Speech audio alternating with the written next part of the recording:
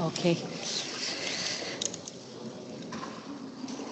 Hello, everyone. Welcome. Warm welcome. This is our school counselor workshop event. I think it's been a while we haven't organized this for the school counselors. It's a great pleasure to have you here. Just introduce myself briefly. This is Semra Yalçındoğan. I work for the British Council for 20 years, responsible for education activities, mainly student mobility, alumni, UK, and scholarship activities in Turkey. Today we brought together this program for you to keep you updated on the developments in the education, UK higher education system. We have speakers from UCAS, Ben and Becca, and then followed by UKVI representative Zeynep, and then we'll finish the event with Oxford and Cambridge presentation by Francis. Just to, before starting the opening speech, I just would like to give you the housekeeping rules. In case of an emergency, you see the green lights in the room. Please follow the green lights. It will take you to outside. For the toilets, gentlemen and ladies, toilet just behind the wall. So from this door, you can easily reach the toilets. Unfortunately, we have limited time, so we will not have break between the sessions. If you want anything, you can get in, drinks and coffee and some bites in there. Please don't hesitate. And now I would like to invite our country director, Jill Caldicott, to do her opening speech.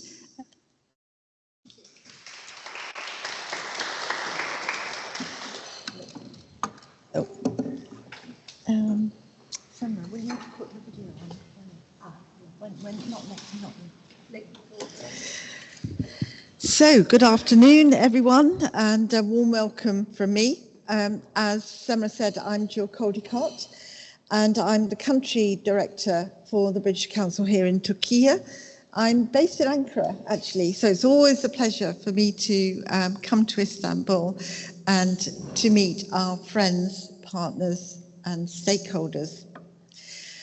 Let me start, if you don't mind. I'd like to tell you a little bit about our work at the British Council, which has changed over the years. But as you will no doubt know, our role and our mission is to build contacts, relationships between the UK and the more than 100 countries where we work around the world.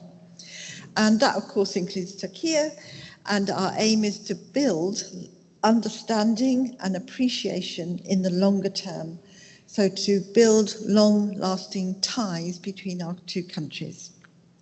And we do this in many ways, but I will just tell you the main projects and programme areas where we work, which is to support the development of English language in teaching and learning in the state system. And secondly, to support education links education and research links between higher education organisations in Turkey and the UK. So mostly universities, but also other research institutes as well. And thirdly, through cultural creativity, we have an arts programme that enhances the collaboration between all artists here and artists in the UK, art institutions here and in the UK. So, for example, this year we're giving out 10 grants to organisations for that form of collaboration. And, of course, the very important work which you're here, for the reason you're here today, which is to do with encouraging students to go to the UK for their education, their higher education particularly, but also sometimes for their school education. So everything we do aims to build those closer ties to the UK. I wanted to let you know actually that this year is the 90th anniversary of the British Council globally. We were founded in 1944, and we have been building long-lasting relationships ever since. I wanted, if you don't mind, would just like to show you a very short video which shows some of our interactions around the world.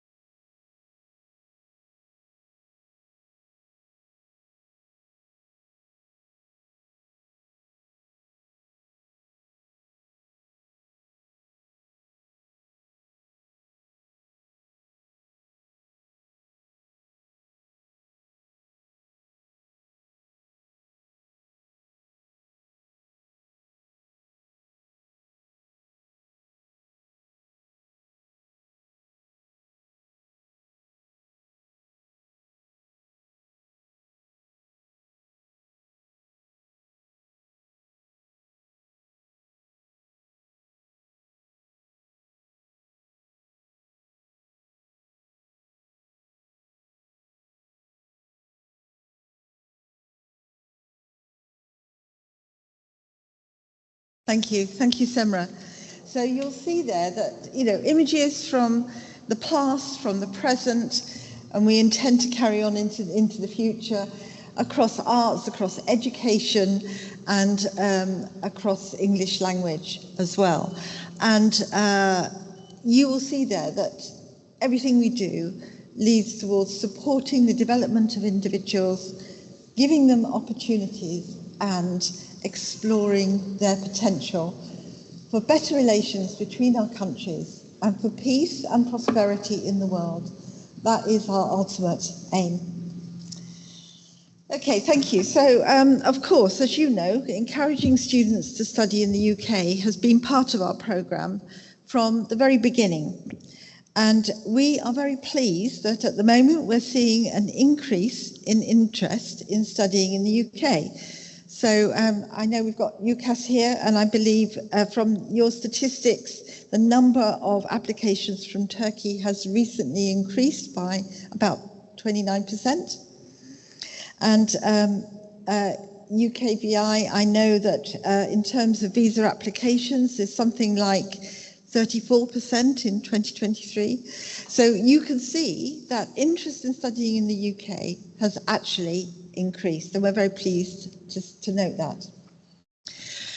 We want to ensure that students are sufficiently informed, first of all, to choose the UK as the destination for study, that they make the very best choices of courses, of universities to suit them, and to enable them to fulfill their ambitions, but also to have a great time in the UK. So therefore, you, of course, all of you, are a very important part of that objective, and we really value the relationship that we have with you.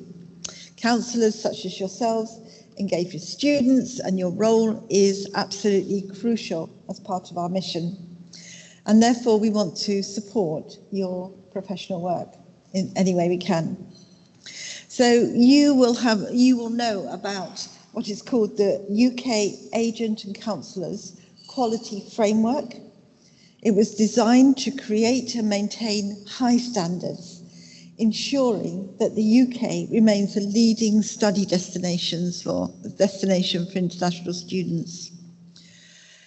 The framework includes free counsellor training, an engagement hub created by us, the British Council, and I'm really pleased to see that we have over 50 counsellors already registered with the hub, and I know that some of you have achieved the certificate level, so congratulations on that. There are new modules being added to the hub, such as student employability and student finance. The universities themselves are also very committed to what we call the AQF, and they are now requiring their agents to be UK certified and published on their databases. So if you haven't looked at it or you haven't signed up, please do consider doing so. Again, the aim is that students going to the UK, first they want to go to the UK, they know what they're choosing, and when they're there, they have the very best experience possible. I'm going to close by just saying something that is very important to me and to us at the British Council, which is about the way we work and about our values. So if I can share those values of equity, values of diversity and inclusion. Please do come sit at the front, plenty of chairs here. This means that our programmes, all of our programmes, such as today's, we always encourage gender balance. I can see we've got a very good gender balance here. And we always aim to ensure accessibility. We would also like to see these values, not just in our own programmes, but in the diversity of students going to the UK. And through training on the hub and training opportunities like today's event, we want to ensure the experience for international students, whatever their diverse background, is a good experience. We want to promote ethical practices, to encourage inclusivity and diversity, and to make sure that all students have equity of opportunity when it comes to studying in the UK. So, if I can thank you very much for your attention, and I hope you find today's workshop both informative and educational. Thank you.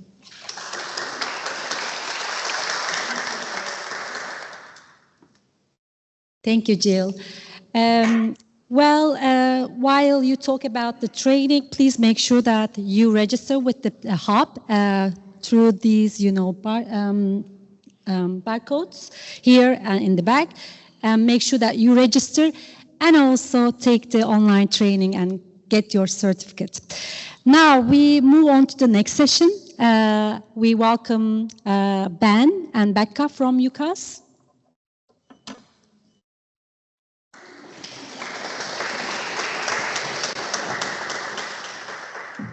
These are the slides. Well, thank you for joining us today, all the way from Australia.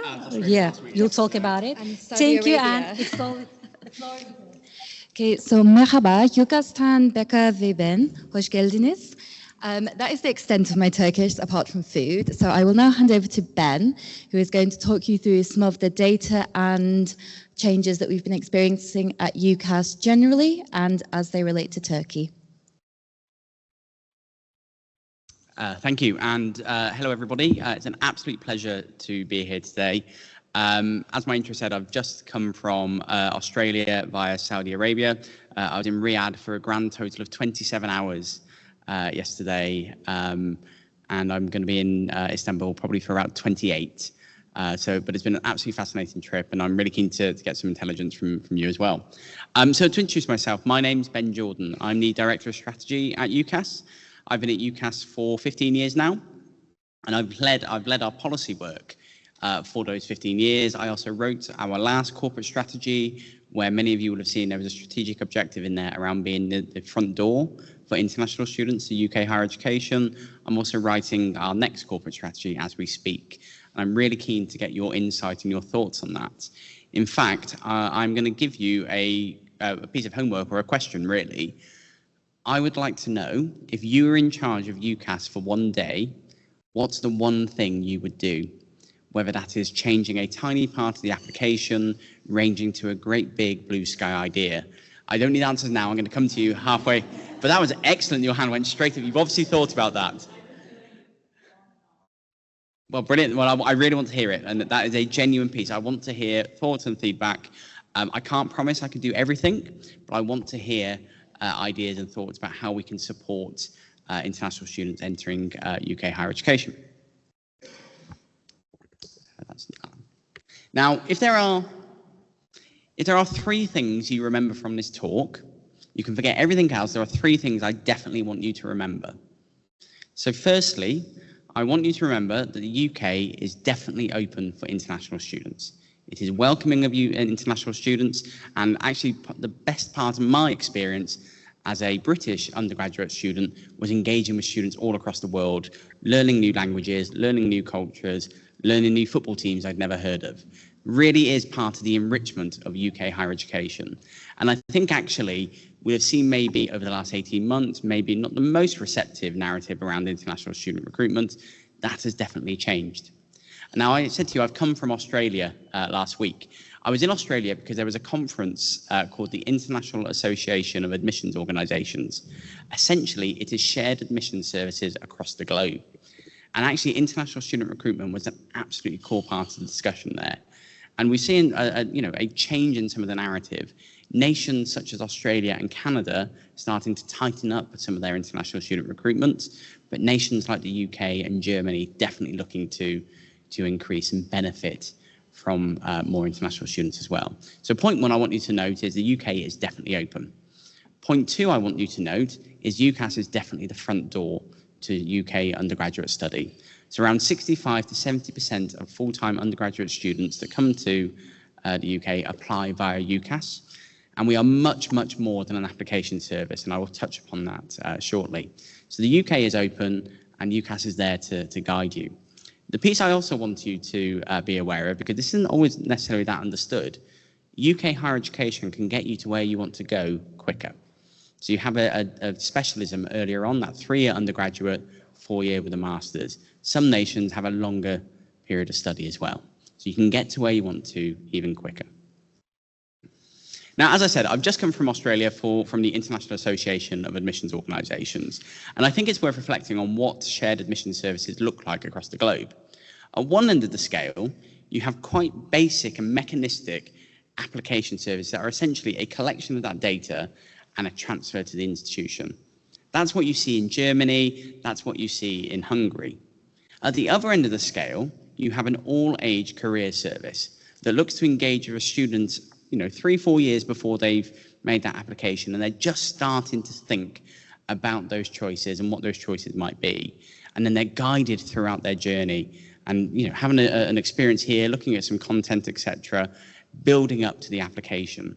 That is absolutely where UCAS is.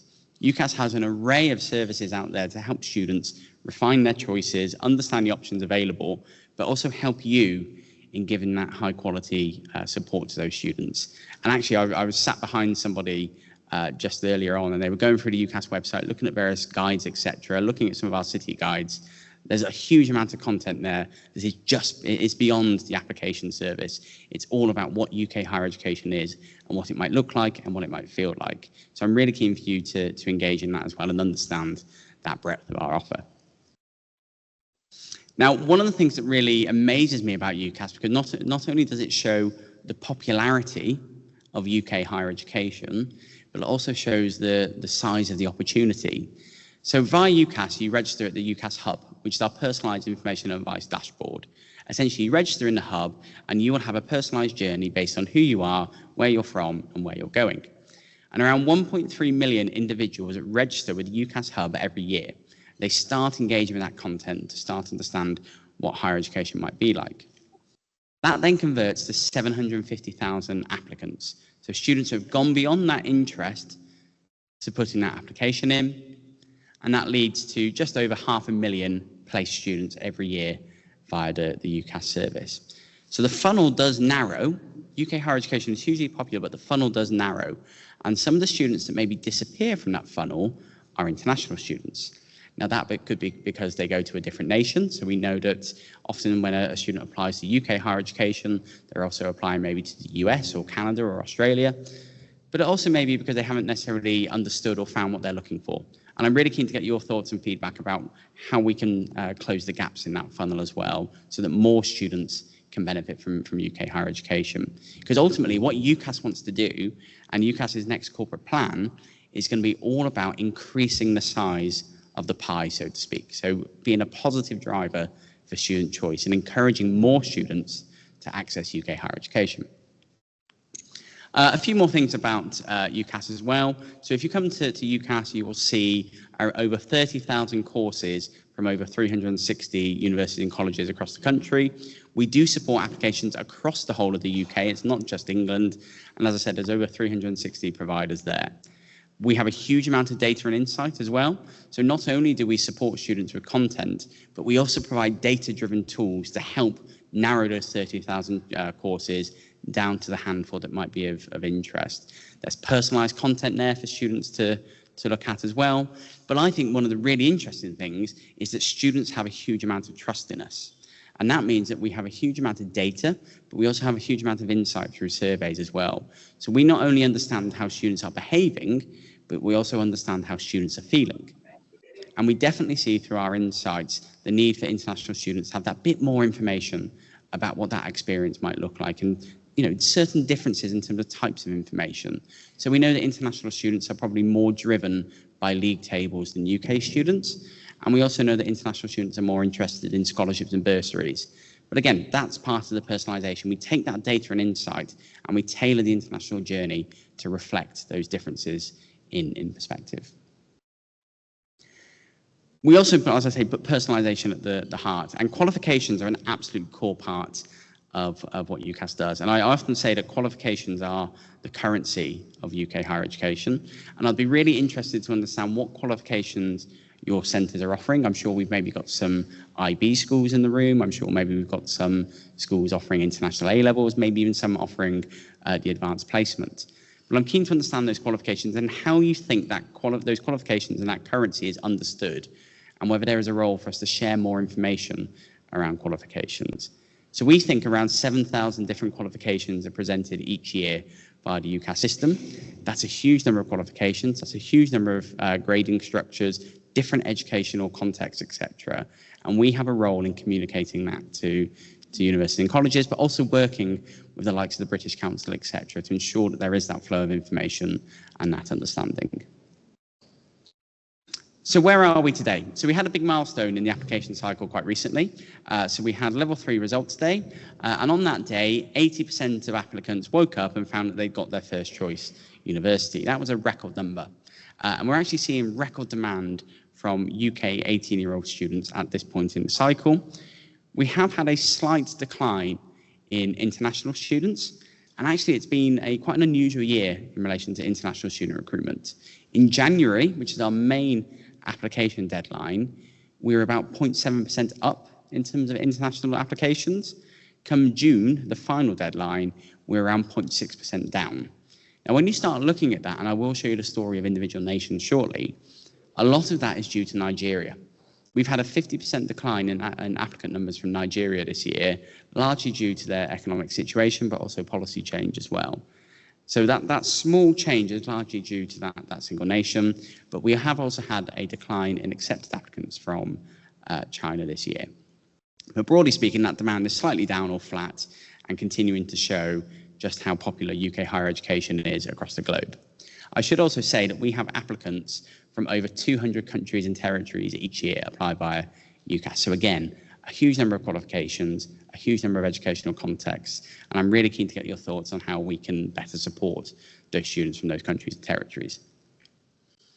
So in terms of where international students come from, as I say, applicants come from over 200 countries and territories across the globe. We do see a concentration in some large nations. It will be no surprise to anybody in this room. Everybody's taken a photo of that slide. I will show you the slides, by the way. You don't want photos of me. But like I said, we do see 200 applicants from 200 countries and territories across the globe. We do see a concentration in certain nations. China is the third biggest market for UK higher education. So the biggest markets for UK higher education are England, Scotland, China, Wales, and then Northern Ireland. And that really is quite significant. And 2 in 5 international applicants are from China. And then we have a long tail. But actually what we're seeing recently is a really significant growth in applicants from Turkey. And the key reason I'm here today is I want to understand why this is. I'm keen to understand, has your advice changed? Has there been a change in the international context? What is driving that? But for the last 2 cycles, Turkey has been the biggest growth nation. And we have around 2,400 applicants from Turkey this cycle. And I'm keen to understand why. I also think a key thing for me is part of that due to the international context as well. So I know that Turkey to Canada used to be a well-trodden path, but I also know the narrative towards international students in Canada is changing. So I'm keen to understand what those influences might be, and I'm keen to get that insight from you today. So do please grab me either after this talk or over a coffee. I'm keen to get those thoughts. And as you'll see on the slide, those declines in China and Nigeria that I talked about. So when we look at applicants from Turkey specifically, as I said, just over 2,400 applicants this cycle, and just under 1,100 of those have been placed. Your acceptance rate, so the proportion of applicants who apply and get accepted, is pretty good for international students. I gave a talk at a British Council event in Saudi Arabia yesterday, and was it yesterday or the day before? Time zones are gone in my mind. But that 44.5 was as low as 30 in Saudi. So your students are performing well in relation to applying to UK higher education. But we have seen that significant growth, and that acceptance rate has been maintained as well. And where we look at where they go, they are getting into the most selective institutions. So nearly 60% are placed at what we call higher tariff institutions. At UCAS, we separate universities by high, medium, and low tariff. Your high tariff are your most competitive and most selective universities. So your Oxfords, your Cambridges, your Manchesters, your Birminghams, your Warwicks, your Imperials, etc. And we're seeing Turkish students, 60% of them that apply, getting into those types of institutions. So we're seeing a growth in demand, but we're also seeing a growth in them going to the most selective institutions as well. I think one of the most heartening things here is actually it looks as if Turkish students are applying to the full breadth of study across the UK. So the UK really does have a world-class higher education offer. At last count, I had visited 112 different universities across the UK. There are only 140, and I can tell you firsthand it is a world-class offer. And one of the things I'm really pleased to see in the data is that Turkish students are looking to benefit from that entire offer and having that broad choice. And actually, that's one of the benefits of UCAS as a shared service. Students can come to UCAS and see the full breadth of the offer and maybe think about institutions that they've never considered before and find that inspiration or find that perfect course for them. That's the beauty of the shared service. When we look at the courses these students are applying to, it'll be no surprise that business and management is a popular course. Business and management is generally a popular course even for international students. But also we see encouraging trends in relation to STEM courses, particularly engineering and technology. And this year has been a good year for STEM. The UK as a whole, it is a record number of STEM applicants applying as well.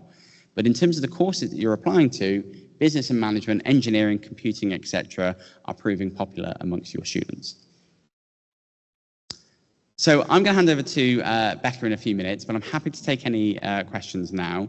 Like I said, I've given you that one key question. If you could do one thing, if you're in charge of UCAS, what would it be? So I'm happy to take any questions, but equally, I'm happy to take your suggestions as well.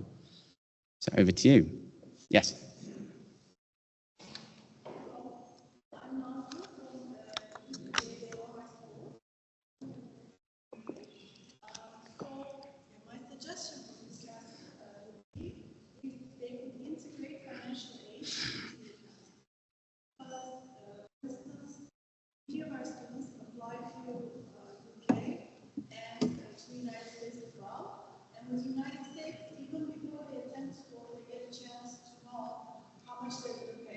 Mm-hmm. Whereas in the UK, it's usually there is financial aid available, but you find out about it after you attend college. It's usually a merit-based financial aid, but then the school will have you need to go attend first, and then you apply for financial aid. So it will make it easier for students to know what exactly they're going to pay before they attend. So if you pay integrate their financial aid awards or policies into UCAS, that would be great. I think that's an absolutely great point. It's definitely something I'm interested in. As I said to you, we know that international students are more interested in scholarship bursaries and financial information generally. It's a big step to go to a different country with a different currency, with a different cost of living. We know students are interested in that information. It is definitely something we're considering, so that's a great shout. Your hand went up initially. What was your idea?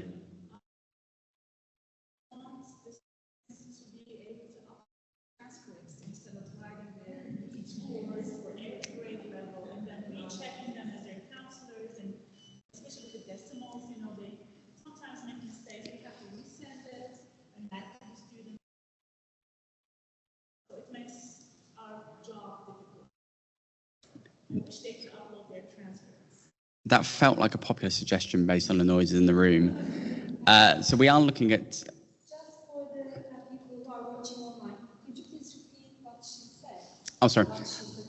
So the suggestion is the ability to upload transcripts directly to UCAS as opposed to the very manual qualification input. Just out of interest, which qualifications do your schools offer? In Turkey, we are in our school, but Okay. Okay. Okay. Because I think that there's two things for me there.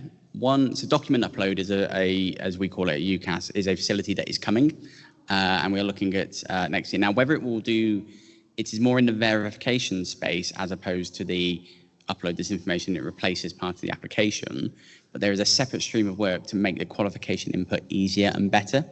You know, using local titles in qualifications, for example, or trying to make things a bit simpler. That's a really good suggestion. And actually, as I said to you, I was at that conference of admission services across the globe last week. One of the conversations we had was about the use of artificial intelligence and AI. And Norway are piloting a system where you upload a transcript and the AI tool takes the relevant information. And that, again, is something we're going to have a conversation about. So that, you know, in a couple of years' time, we may be there. But I think improving qualification information is definitely something we want to do for international. Yes? This is a support point. Causes frustration every year. Some of your high tariff universities, like LSE, Imperial, UCL, operate a gathered field with this. So they don't start looking at their applications till the 26th of January. And they often go on and on and on, and it goes into June, and then people get declined by the report. Could they have an earlier deadline? So I think that's an interesting one, because the equal consideration deadline is there to promote fairness. Yeah.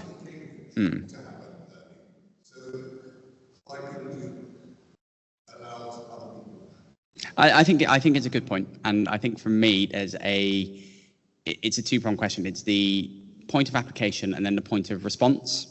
And one of the things I'm really interested in is how can we make the communication between the university and a student or an advisor more fluid? Well, I don't think it's a good situation to have a 4-month gap, for example, without any dialogue in between. So it's definitely something that we're looking at. In terms of dates and deadlines, I think it's more a case of trying to reduce volume and increase pace. But it's a good point, and there's definitely one we hear as well. Yes.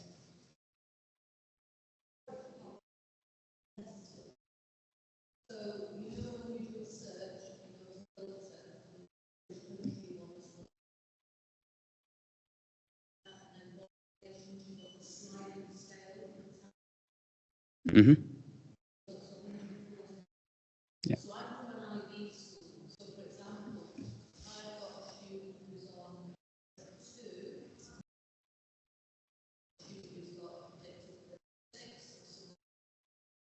there's quite a big difference between those 3 grades. Mm-hmm. When they're converted onto your UCAS tariff returns, they all come out pretty much the same. Okay. So then that shows the universities that are all looking for high-end entry requirements, when really that tariff line isn't picking up in a sensitive enough way. Okay. Does that make sense? No, it makes perfect sense. And I know exactly on the website where you're at. That to me feels like a relatively straightforward user experience point. So let me take that away and have a conversation about what can be done. Generally speaking, we're trying to create more information about what universities accept in terms of their entry requirements, because you'll know, for example, if an institution has an entry requirement or an offer of, say, 40 points, they might accept students at 36, 37, 38, etc.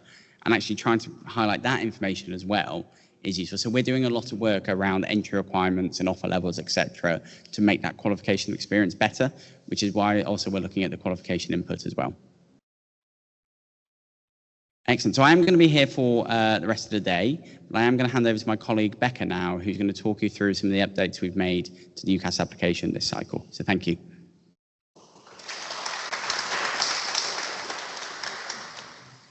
So So thank you, Ben. From the sounds of it, it sounds like we do have quite an experienced group of counsellors. So I will do the cycle overview very quickly so we can get onto the updates and really do those things that you may need a bit more information about.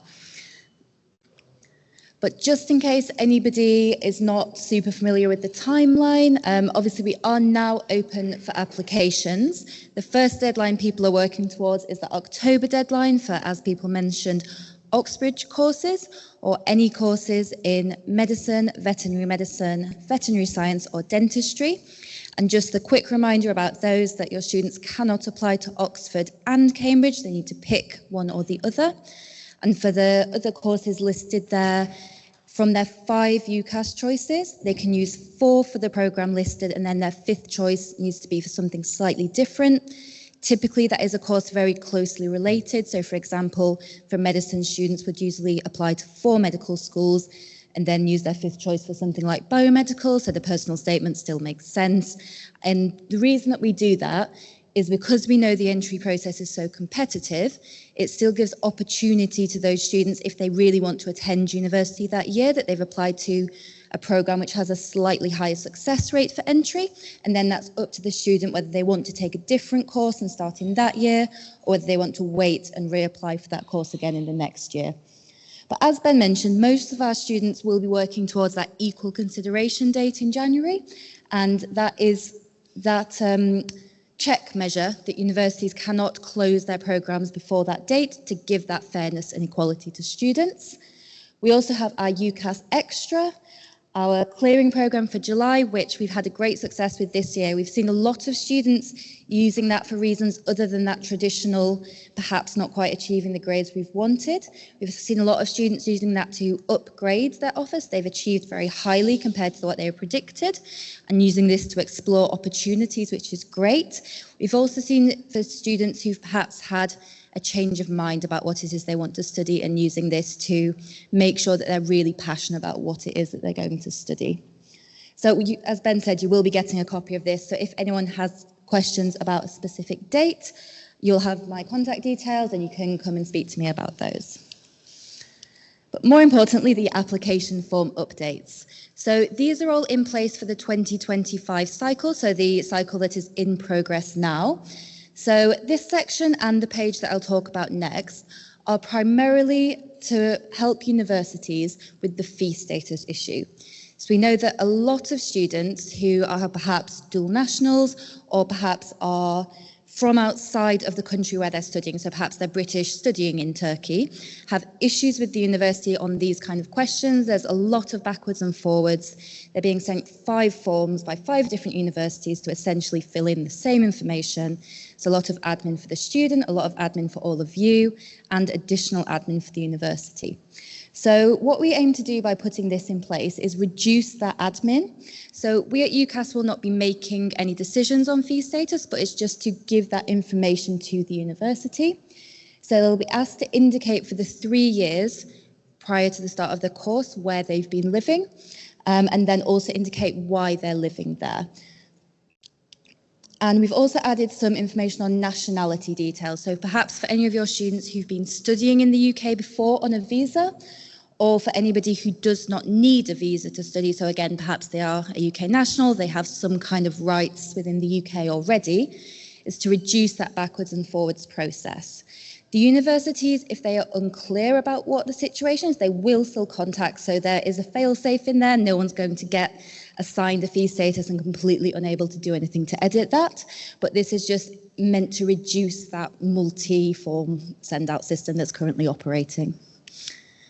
The education section, this is based on feedback that we received from counsellors internationally, that people found this highest qualification question very confusing.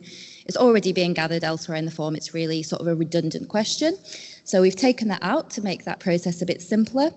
And we've also moved the English language test for people who've already taken that into the education section, as we feel that's a little bit more logical to be placed there. We've also, for those of you who are UCAS registered centres, added in this auto-population. So that means that if your student links to you using your UCAS buzzword, the school will pre-populate, so that reduces those manual errors where perhaps the student picks the wrong school off of a list if there's a very similar school name, and then they're looking at the wrong qualifications list.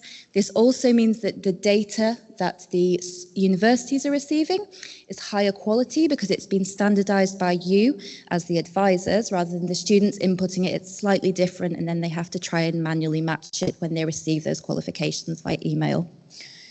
For students who are still manually adding things, we've added a couple of extra fields just to make sure that data is a bit more comprehensive so that the students are, again, making that matching process easier, preventing that backwards and forwards with the documents. Since COVID, we know some students have continued studying in institutions where there's that fully online element, so we've added a way to indicate that. And we've also added for students who perhaps have studied at a school and then just gone back there to resit a qualification, an option to add exam only. And that's again to just really give the universities a bit of a wider contextual picture of what the students are doing and help them understand what kind of an offer it is they're making and what academic background that student is coming from. And we've done a little sample here of how it would look if your student has said that they will link to a school in Turkey. We know a lot of your students may not be studying a Turkish qualification, you may be an international school. So this one over on the far right side for you, that would be how the national qualifications would come up. But if you are studying a different curriculum, this pink box here, you can just untick that section, and then there'll be a box where you can enter the name of the qualification, and that will pull up. Again, if you are a registered centre, you can make your qualifications shortlist, and that will be what's shown to the students as first priority, and obviously encourage them to click off that list. Don't go searching qualifications, as that's where the errors come in. We've also done a couple of sample slides for the most common qualifications that people would be inputting from Turkey, so you can have a look at those when we send around these slides as examples of best practice. So we've got the IB and A levels there. References, I'm sure you have all heard loads from UCAS about references, so again, not going to go into this in too much detail, but just a reminder that we are now in that 3-section process. There is no update from what happened last year, except we have added enhanced support and guidance on the website to really ensure that you are confident in what you're doing with those references. Again, if anyone has any specific questions about how to fill this in appropriately, I'm more than happy to email or jump on a Teams call with you to discuss that. Same for independent applicants, that will be the process with connecting via the email and then completing that new format reference. The only difference is that rather than writing about your centre, you're writing about the context of how you know that student. And then the big one, the big change that's coming for the next application cycle, the personal statement change. So a bit of context here for why we've done this. So while most students say that they feel it's a really validating experience to do the personal statement, it makes them think deeply about why they're wanting to take that subject by having to do that research. 89% are saying it's stressful. And we know the whole process of applying to universities, probably most of your students are applying to multiple countries at once, can be something that's very stressful. And what we don't want to do is make that worse by giving them a blank page that they've got to stare at. So we've done this in consultation, but we also have taken on board and done tests with both students and with the universities about this new model. And these are the 3 new questions that we've come up with. So there is nothing in these questions that your students should not have already been including in the personal statement. We've just aimed to add a scaffolded approach to really support them. And again, part of this is really for the benefit of international students, because we know that what's expected in the UK is very different from perhaps what the US is looking for from local universities. So it's to give the students the confidence that they're putting the correct information in there. Because the students that you're working with are the lucky ones who have counsellors who are engaged and coming to sessions like this. But a lot of international students are trying to do this process without that qualified support and guidance. So it's to really help them as well. So we'll give a quick rundown of what kind of things we'd be expecting in each section. So the why, we said this For some students, may be very obvious. They may be really passionate about animals. They want to go and study veterinary medicine. But it could be something a bit more obscure. And so I previously worked in admissions at a university before coming to UCAS. Those are the ones which are really interesting to read. So the example that we give is perhaps a student liked fashion, they watched the Met Gala, really liked to dress and looked at the designer. They found this designer perhaps uses bamboo. They're very interested in sustainable fashion, and that sparked an interest in environmental studies. So it's not that linear journey, but it's something that they've gone away and researched and developed that in their own time, that passion. For the qualifications and studies, again, this could be something that's quite logical. Perhaps they've studied biology AP and they think that directly relates to medicine, which logically it does. But perhaps it's something a bit more about the skills they've learned. So for example, we know that most students don't have the opportunity to study law before they go to university. So perhaps they've studied something like history. And in history, there's obviously that fine attention to detail, a lot of memorization, making connections, and those are transferable skills that they can indicate they've gained, which would be relevant to a law degree. They could also talk perhaps about the way in which their subjects have interlinked, the demands on their time. Perhaps they've had to do a lot of things working in groups, and that's really built up their people skills, their time management, and that could be useful in relation to their degree, particularly if they're going into something perhaps where they're going to have a placement element. And then what you've done to prepare outside of education is that both things that they've done within your school, so that could be like the extracurricular activities, perhaps they've been involved in debate team and things like that, but it's also things that they've gone away and done independently. So I always use myself as an example for this. So I studied American literature at university, and the way that I became interested in that was that I initially had read an African-American author in my A-level English, so that would link into my section 2, but then based on that, I then went away and watched things related to that author, so relevant films. I did some research about the historical events that had been described in those books, so that's what I've done outside of my education, and they're all linked together. We could also say that it doesn't have to be those really high-level things that students think it is. So it's great if they've had the opportunity to do a work placement or those really high-level clubs within school, but it could be something more day-to-day. So perhaps they're looking at medicine and they've followed a dermatologist on Instagram and they're kind of learning through things in different ways. And all of those things combined together are really showing that they're integrating that passion and that interest throughout their life. They're prepared to put in that research and effort to really grow and expand in that area, and that effort will be reflected when they start doing their courses. And what the universities are ultimately looking for are students who are interested. The academics who are reading these statements are going to want to know that they're students who will engage and are going to be successful on those courses. Then these, I'm just going to go through really quickly because, again, you will have the PDF with access to all of these. So these are all the resources that you have available to you.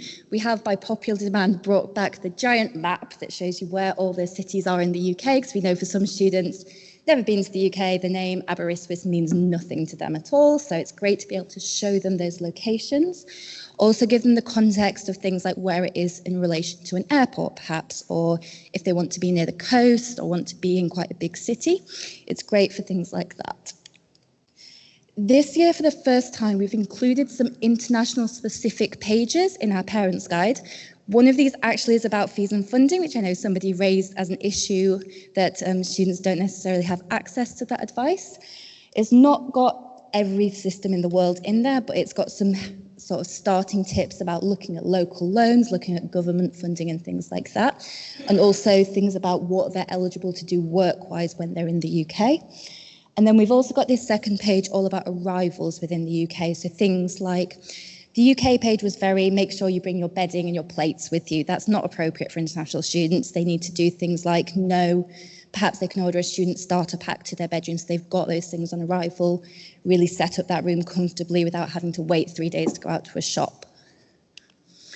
We've got our UCAS widget, which can be hosted on your school site, and that just collates all of these links into a really handy place so you can send your students away at that first point of research to do this independently, then come back to you once they've done that tiny bit by themselves. And it's also really good to link parents to as well.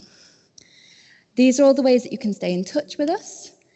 And these are specifically for you as well as advisors. Hopefully a lot of you have had the opportunity to speak to our advisor help team. They're amazing. They typically get back to you within a couple of days, or they're available on the phone as well. And then these are the resources that we'll just share as well at the end. So I'm not sure if we've got time for any more questions, Semra? Yeah, of course. I'll call Ben back up as well in case there's any more policy-based questions. We only have one mic, so... Okay, we can pass between us. Okay, thank you. Yes, so I will take any operational questions. Ben's happy to come back if anyone's got any more thoughts about what UCAS could improve or any more policy questions. As a starting point, I would also be quite interested to know, because part of my role is developing resources. So if there's any resource that you feel is missing that we could look into creating for you to work with your students, that would be great. Hello, I don't know if UCAS can do this, but perhaps they could help. There are a number of schools such as Oxford and Imperial who are asking for exams before application. So, for instance, with Oxford this year, they have outsourced their exams to another company, and Turkish students are having a lot of trouble finding seats. And the seats that are coming up in the system are in places like Bulgaria and Romania. So, and this happens, they're supposed to take the exam. The timing of the exam is also difficult because it's right in the middle of exams week for IB students.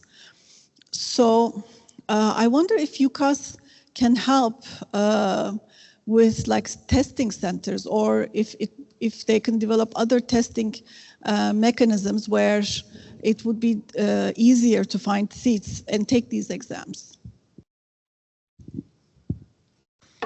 Okay, so I think in relation to that at the moment we're not really in the position to be able to set up the testing centers, but so I have a colleague who does my job but with universities instead of advisors, so I can ask her to pass that feedback on. Would it be helpful if the information was communicated earlier, so if students need to travel, they've got the time to plan that, or you just want more local?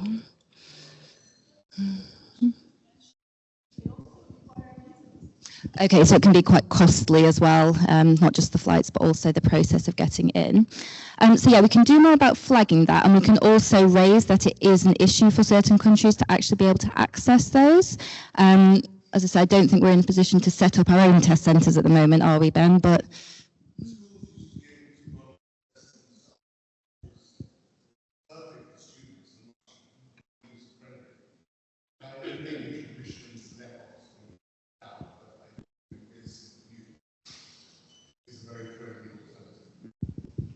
So I would agree, Rebecca. I think it's about the feedback. So you've mentioned Oxford. We have direct links across the seniority across Oxford.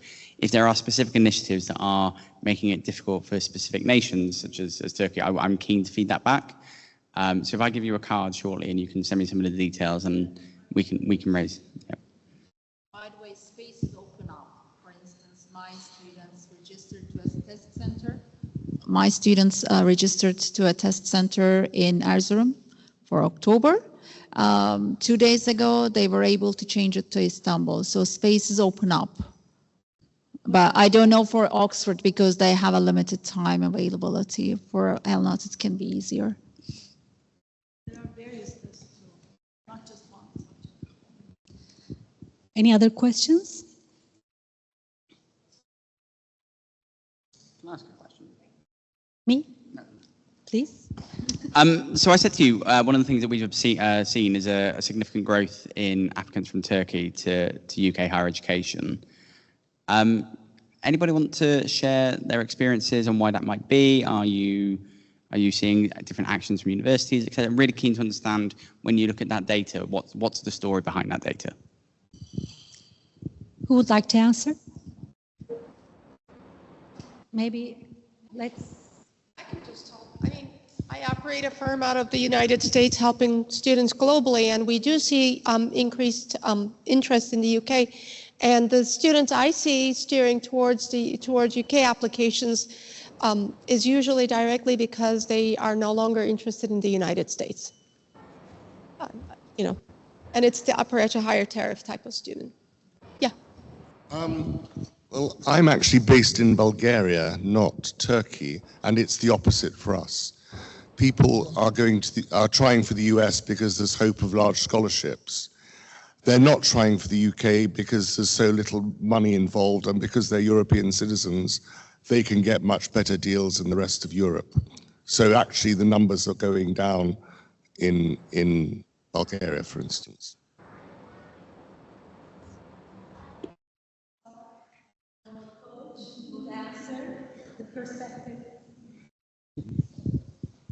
Of your students? Sure. We were just speaking in our WhatsApp group, actually, about Hisar. We've seen in the recent last 3 years, the numbers going to the US and UK have been about even, whereas prior to that, the US was significantly higher.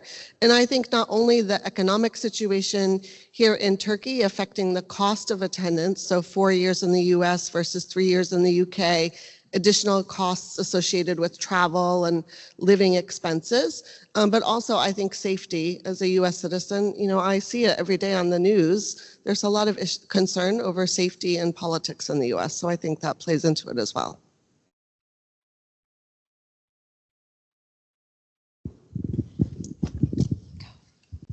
I think it's also that the number of people who want to get an education abroad are increasing as the price of local private universities is increasing too. I think with some of the local private universities, the tuition, well, the 4 years is almost equal to the 3 years in the UK. So some students who are not previously interested in going abroad are now interested.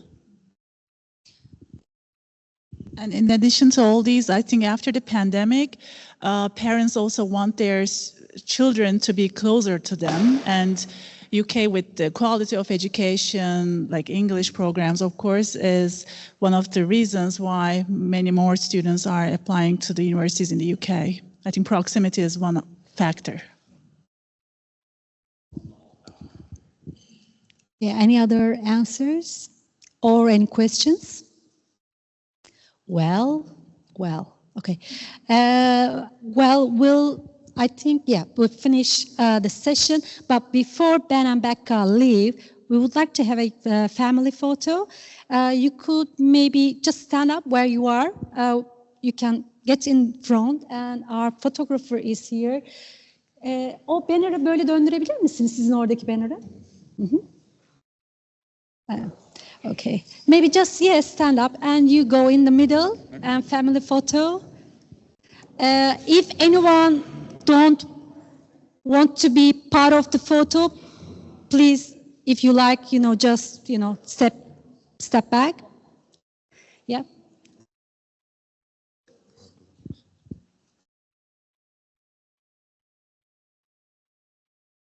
Thank you.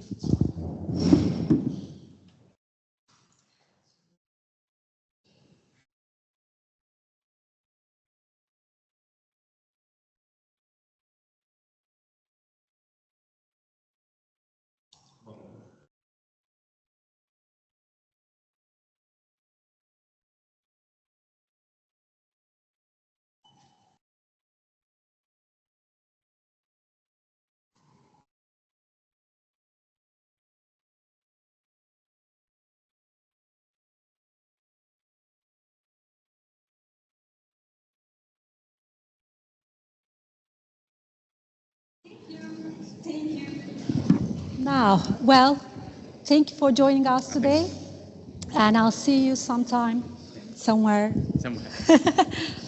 Now we carry on with the next session with UKVI, and Zeynep Kabukçu is here to update you on the developments in visas and share some good interesting data with us.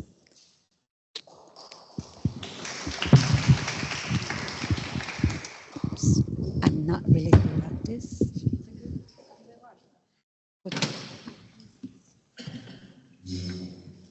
Good afternoon, everyone.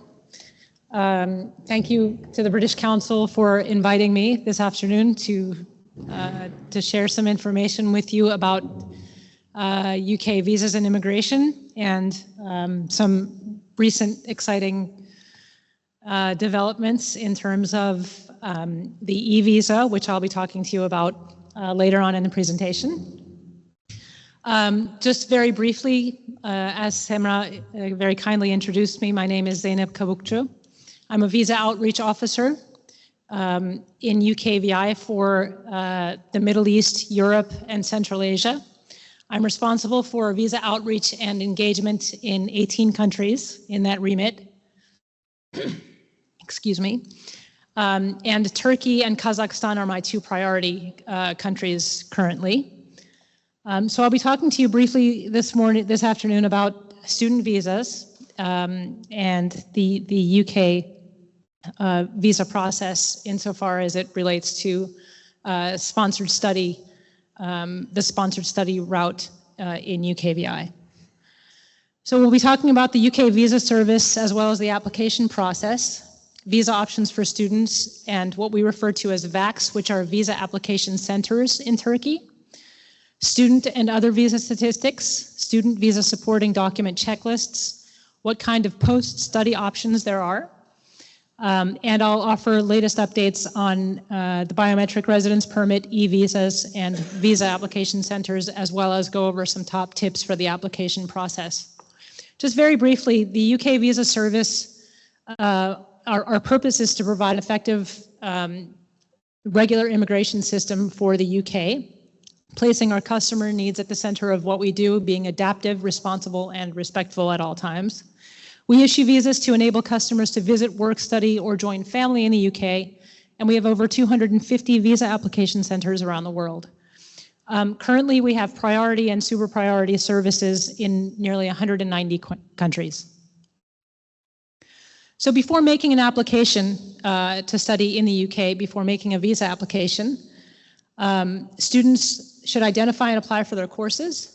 They should check that their education provider is a licensed student sponsor.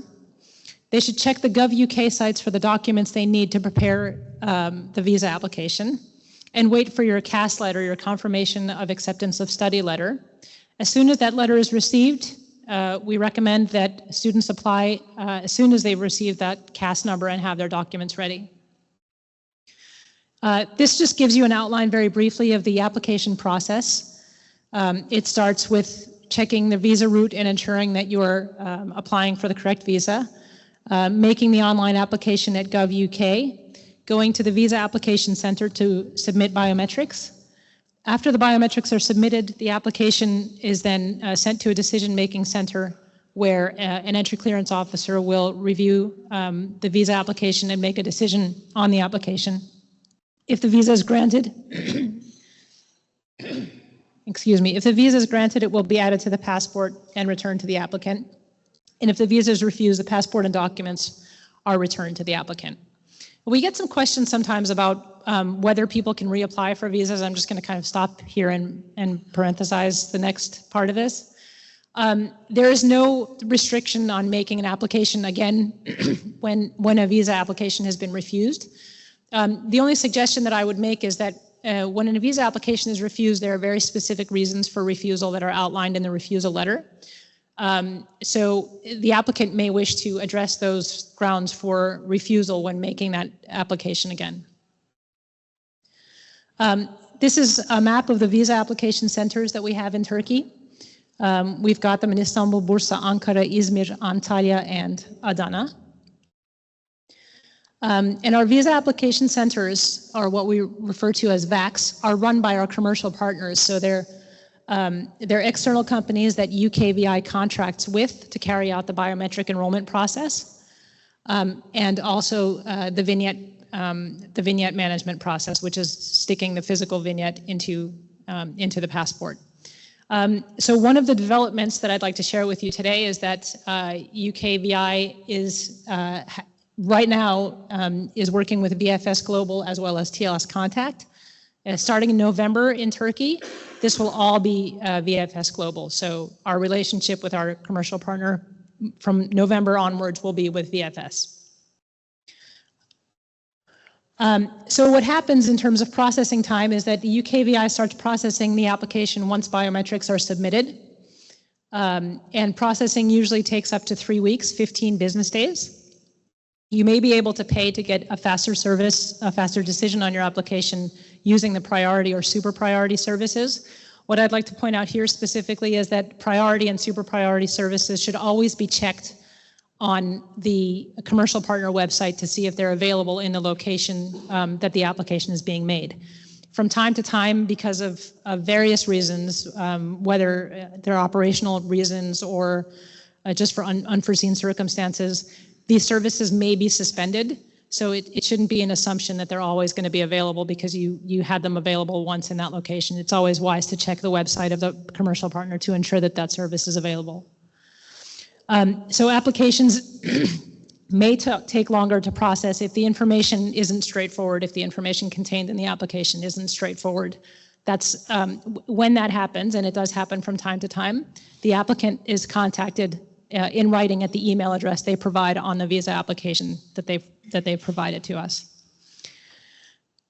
So once a decision has been made on the application, UKVI and the Visa Application Center will contact you to let you know that your application has been concluded. And UKVI doesn't have to be contacted to get updates. It's safe to assume that the standard turnaround time is in progress. So if that's a standard application, it's before 3 weeks. It's a safe assumption to make that the application is straightforward and that it's being considered. So just some statistics for you. This is pretty recent because we just recently published the visa statistics for year ending June 2024. So globally, sponsored student visas were 526,478 for the UK. In terms of how that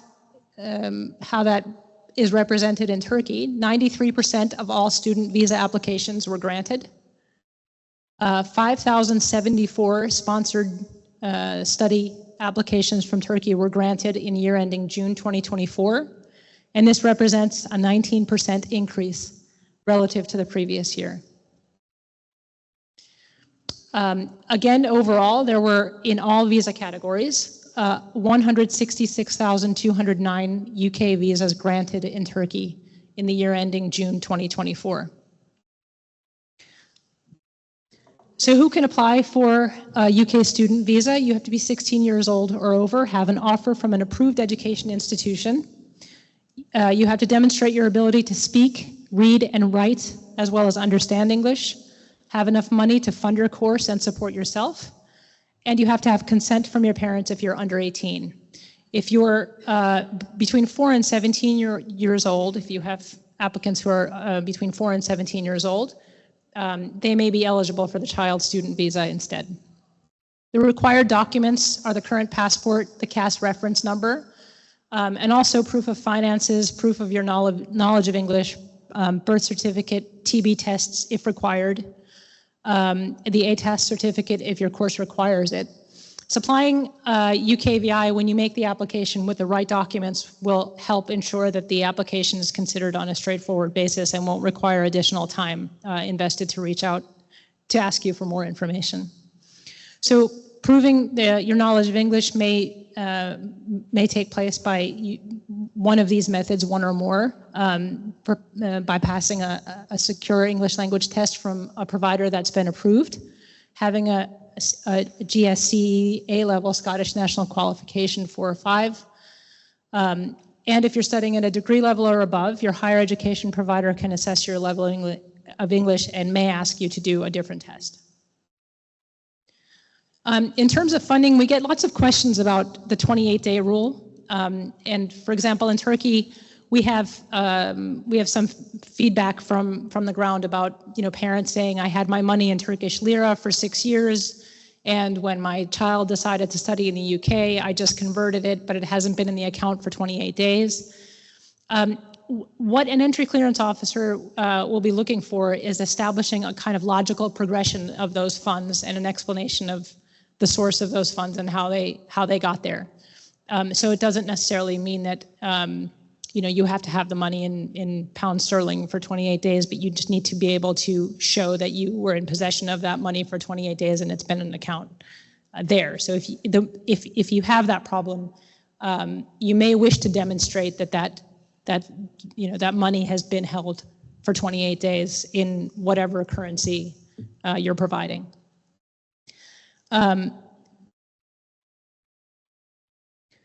So there are some exceptions to when you may not need to prove the funds were in your account. If you've had a UK visa for 12 months prior to the date of your student visa application, only though if you're currently in the UK, or if you're applying as a student, a union sabbatical officer, or if you're applying as a postgraduate doctor or dentist on a recognized foundation program.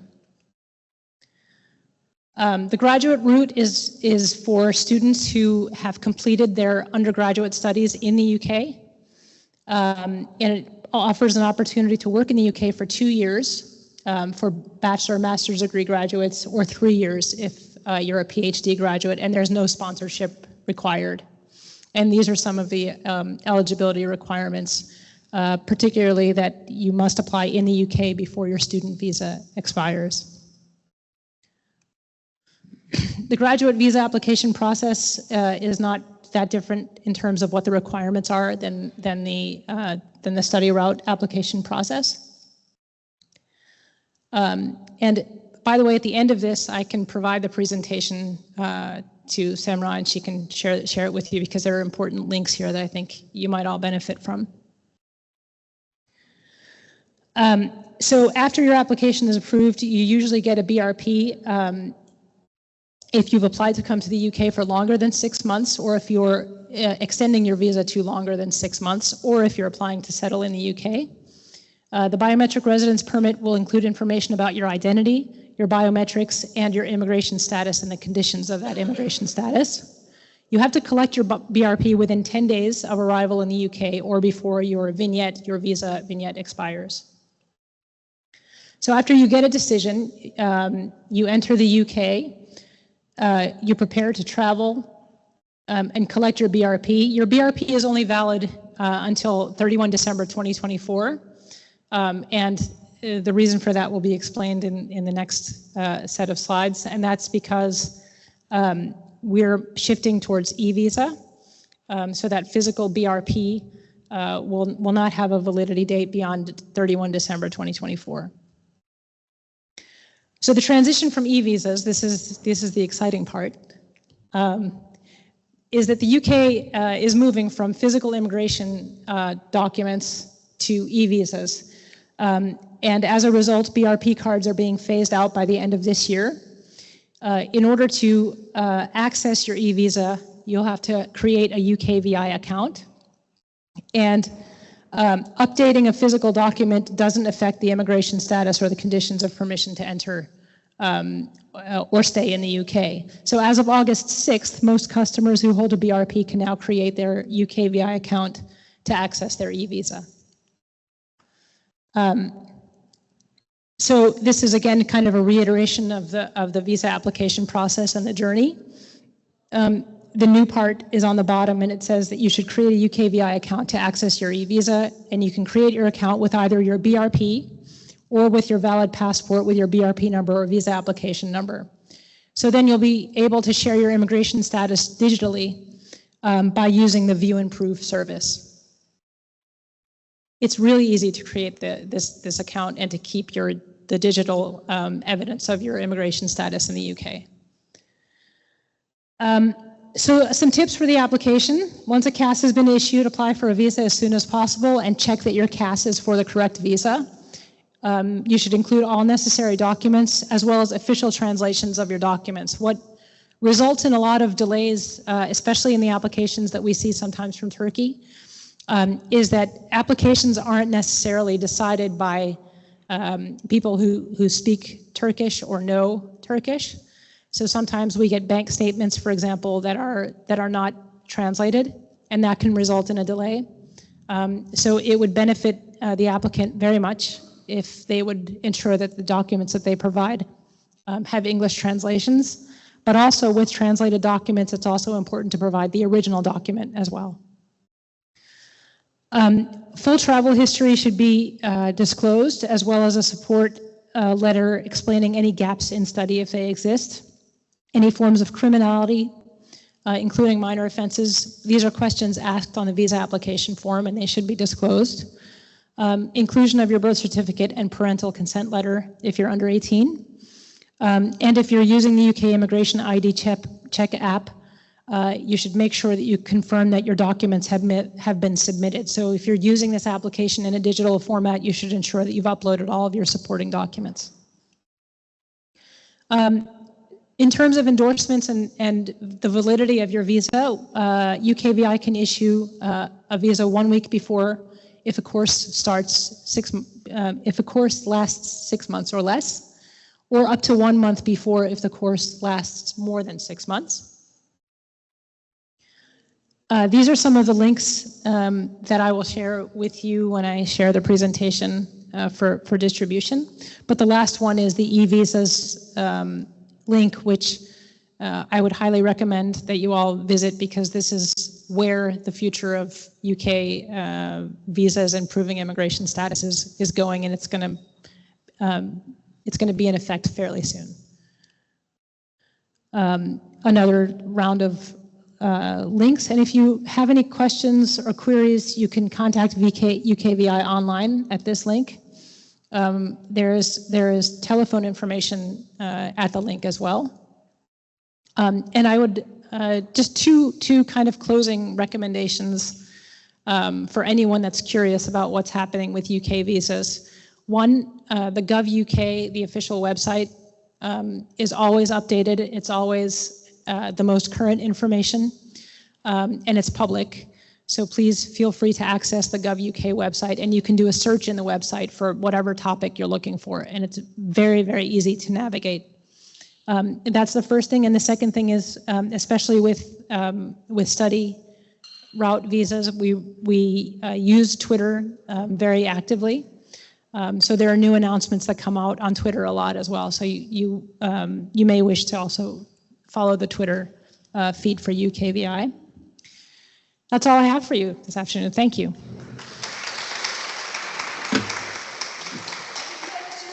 Before we release Zeynep, thank you very much, Zeynep. Any questions? Yeah. Come.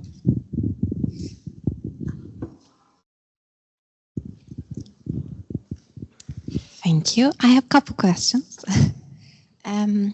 First one is it possible to share the main reasons for the application is not straightforward? And maybe the ratio you ask for additional documents. And for the WACS after November, and TLC do not charge any service fee from the applicants, but VFS is charging for other countries like Canada or EU. And VFS is going to charge any fee for service fee for students, especially for students, yes, for this application. Okay, sorry.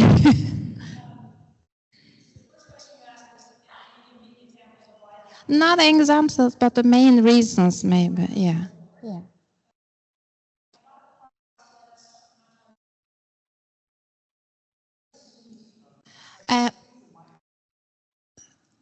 Okay, the second one was the ratio. Yes, thank you. Thank you. So why an application may not be straightforward is because, for example, it could be a consent letter is missing if they're a minor, if they're under 18. It could be a parental consent letter is missing. It could be that the CAS number doesn't meet with the institution number that the person is going to apply for. Sometimes we have, applicants where they've applied for a few different, universities, or they've considered a few different universities, and it could just be a simple error. Or it could be something that that needs to be clarified in terms of their immigration history. So these are all kinds of frequent, typical scenarios that we come up with that may result in the delay of an application. The most frequent result in the delay of an application is for additional documents or additional information. That's why two things are suggested. One, provide your documents with an English language translation so the entry clearance officer knows what they're looking at. And two, it's best to apply early, so that if there is a situation where an application isn't straightforward, that you'll have time to mitigate that and to satisfy the entry clearance officer that the documents that you need to demonstrate your circumstances are provided. The second question you had about a ratio, I don't know the specific number, but I will find it and I will get it to you, or you, okay? And TLS VFS services, what VFS will charge for and what TLS charges for, just like TLS does now, will be on the VFS website. So there, I mean, and there are additional services that our commercial partners offer, and all of those added value services that are optional are very clearly demonstrated on their website. So I would refer you to their website to see. Mm-hmm.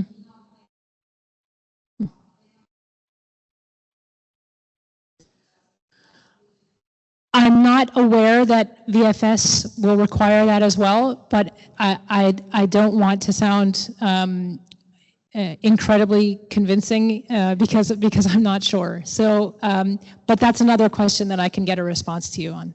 Okay? Anyone else? Any other questions?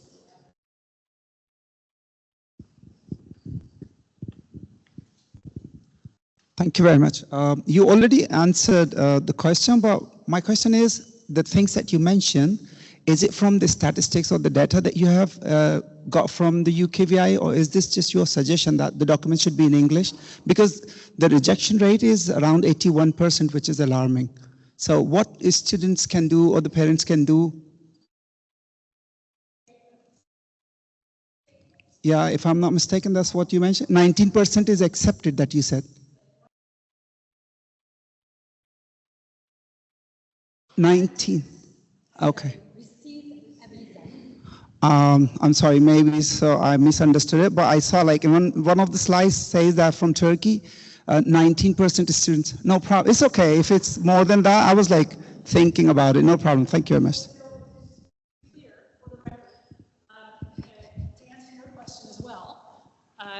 The statistics that I shared with you are official UKVI statistics. They're from real applications, and they're done every quarter, and they're shared publicly every quarter. And for Turkey, the issue rate for student visas is 93% in the last 1 year. So, and the number of student visas granted is 19% higher than the same period in the previous year. So, is that clear? Okay. Turkey is doing really well. Turkey is doing really well. We feel, yeah, and we feel like from what we're hearing, just to give you kind of an overview of what we're hearing from the field, is that. And it makes me feel pretty good to say this. I won't be shy about it because there's a lot of work that goes into it. But in relation to competitor markets, countries, our visa appointment booking system is a lot more practical and expedient. The process is clearer. The reasons for rejection are pretty straightforward when a visa is refused. So in comparison, getting an appointment, for example, just being able to get an appointment to make sure that an applicant meets their deadline to attend their studies, just relatively we rate really well in these fields, and we're always working to make sure that that's sustained or exceeded. So we're hearing good things, and we're constantly working to ensure that that's something that we can sustain. Maybe just to add on, actually, I do talk to people on the ground who deal with the visa applications, like agents and counselors, and yeah, I hear a lot of positive things about the UK visa application system. It is, in a way, yes, there are some challenges, but still straightforward and easier to get compared to other competitor countries, and we really appreciate the work you do. Thank you very much.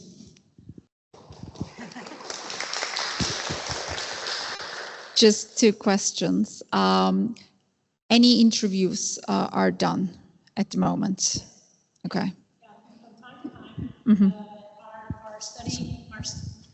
From time to time, our study group, our colleagues who assess study applications will conduct interviews. Yes. Absolutely, yes. One more question. You have slightly touched upon it. For instance, a student has an American passport, but also is planning to study in the UK. So let's say if that student enters the UK with his or her American passport, because they can, but then the visa, the study visa has not started by the time they enter the country. Does that create any problem? Should they leave the country and come back again on their student visa? Because that was a question that I received before.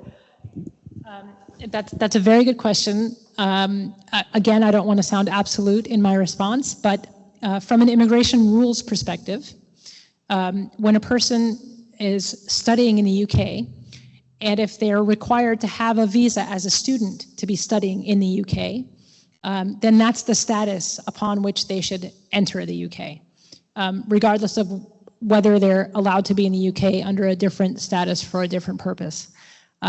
So, as a representative of UKVI, I would say that yes, that person should enter the UK for the purpose that they stated that they would enter the UK with the proper immigration documentation. Okay. It's about visas. So when you're trying to find a appointment date, so when you choose, let's say, Adana or Ankara, then you cannot go back and choose another center. Will it be the same with VPS as well going forward, or? I don't know about how that commercial partner relationship. I don't know how the details of the appointment booking system were covered. But I don't know, that's a very specific question in terms of booking in one location and then changing your mind and doing something else. I think that if you've booked in one location, you've booked an appointment in one location, if you later decide that there's a quicker appointment somewhere else, you'd actually have to go through and reapply. You can't just change your location. But with our commercial partners, there is a 5-day requirement. So there have to be appointments available for 5 days, standard appointments available within 5 days. So that will continue. And my recommendation would be always to check the commercial partner website for whatever services, appointment bookings you're looking for, because it's the best source of information is getting it directly from the commercial partner. So, I mean, anything else, you might see blogs or social media posts or something else, but if it's a UK visa related issue, I would say check Gov.uk. And if it's a commercial partner question, I would refer you to the website of the partner. Any other questions? I think we are done. Thank you very much, Zeynep. Thank you all very much. Thank you. While we prepare for the next and the last session, would you like to grab tea and coffee quickly? 5 minutes maximum.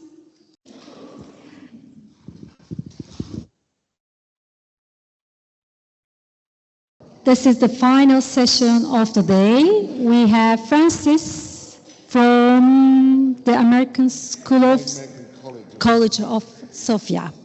Welcome and thank you for coming and joining us today. And it's over to you now. Thank you very much. And thank you very much for inviting me. It's always nice to visit Istanbul. So I've been asked to talk a little bit about Oxbridge for the reason that I am now at the moment Director of College Counselling at the American College of Sofia, and I do some consulting for admittance education on Oxbridge. But I was for several years at Norwich School in the UK, which is an independent day school in Norwich, And independent day schools in the UK set a lot of store by how many people they get into Oxford and Cambridge every year, in a way that doesn't happen so much in international schools, where people have their eyes on other places such as the US or Europe. So I used to have about 45 candidates a year out of a graduating cohort of about 140, and we would get in 20 to 25 a year, which that's a pretty good strike rate for a provincial day school in the UK. St Paul's and Eton probably get 80 or 90 in a year, but Norwich School 20 to 25 was fine. So what I'm going to do is share with you some of the things that I developed and found worked, with the proviso that some of these things are easier to organize in a UK school than in an international school where everybody is focused on Oxbridge, and it's less so in an international school. But I've been abroad for 10 years now, and I've been trying to implement these things in the schools I've worked in Indonesia, in Italy, in Mozambique, and now in Sofia. So, and there are things that students don't think about, and perhaps counsellors don't think about. But one of the most important things is that they're collegiate universities. We talk about Oxford and Cambridge as Oxbridge, and they are actually quite different.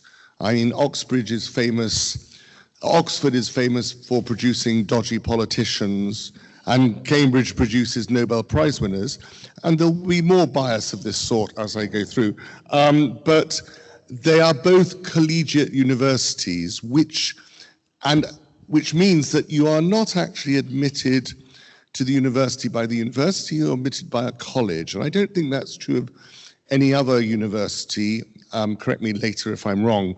Other collegiate universities such as Yale or Durham, you're admitted by the admissions professionals. But in Oxford and Cambridge, and as I will point out in a minute, you are admitted by the people who will supervise and tutor you. You get supervised at Cambridge, you get tutored at Oxford. There is a whole set of vocabulary which shows whether you understand which university you are in or not. If you're in Oxford, they're called quads. In Cambridge, they're called courts. And woe betide you if you get it wrong. So one of the things I would say about your students is often international students go for an open application. There's nothing wrong with that. The statistics suggest that it doesn't make that much difference whether you go for an open application. In other words, you tell the university, you would allocate me to a college, and then the college will decide whether to admit me. Or you apply to a college that you like, and they are different, completely different in atmosphere. My college at Cambridge was founded in the 15th century. It's medieval buildings, very poor bathroom facilities, but it did have candlelit dining and gowns every night at dinner. Whereas other more modern colleges have ensuite bathrooms and more relaxed atmospheres. Depends which one you want. And students shouldn't get too hung up on this because they might not end up in the college they applied to. But I always encourage my students before putting in an open application just to have a look through the colleges. And we use Unifrog. I don't know if anybody here uses Unifrog, but Unifrog has got a very good Oxbridge search engine with information about each college at Oxford and Cambridge. And as I say, don't get too hung up about it because you can be reallocated, especially at Oxford, before your interview. And then after the interview process, If you haven't got a certain place at one college, the other colleges might pick you up. So you might end up somewhere else. But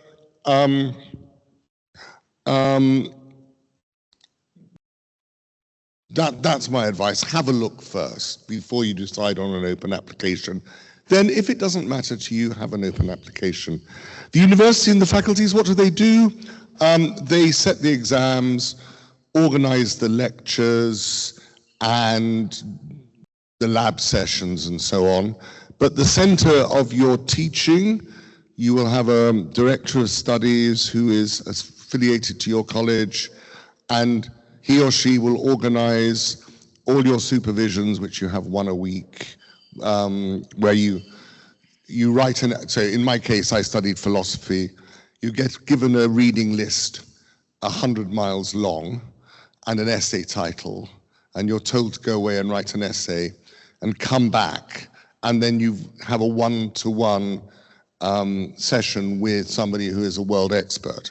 It's, again, when your students are thinking about whether they want to go to Oxford and Cambridge, does that suit them?